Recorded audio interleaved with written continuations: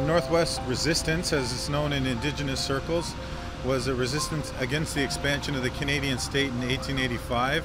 It happened 15 years after the Riel resistance of 1869 in Winnipeg. I'm Métis Cree, Road Allowance Métis from northern Saskatchewan on my mom's side, and her people were the rebels that fought against Canada. My great-grandmother Marianne Ledoux, she was cooking for Riel when the fighting broke out. There's stories that have been passed down through my family of her being fired upon with a Gatling gun by Canadian forces.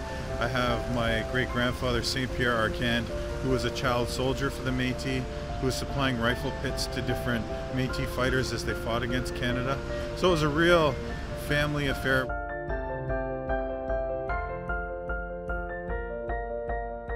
We became more and more dispossessed, and we were pushed further and further to the margins of society, and we weren't allowed to grieve our losses, and that created something called intergenerational trauma within Métis and Cree society out west, and it expresses itself currently in a lot of really social maladies like addiction, homelessness, mental health challenges, things like that.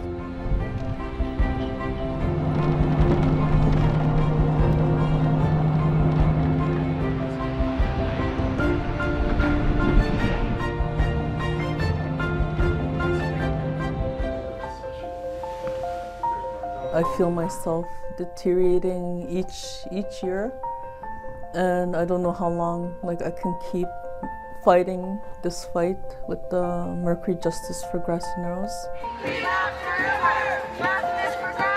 This is a solidarity protest for Grassy Narrows because they've had tons and tons of mercury dumped into their water for years and years and years. Pollution has to stop, and we need to think about the future, the children.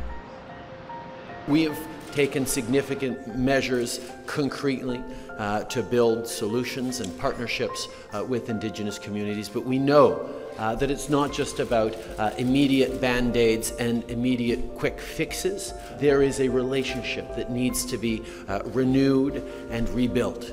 The person sitting at home with their newspaper and drinking their coffee, and they hear Trudeau saying reconciliation, and that person at the mainstream Canadian society feels good. Yeah, we are reconciling with the First Nations.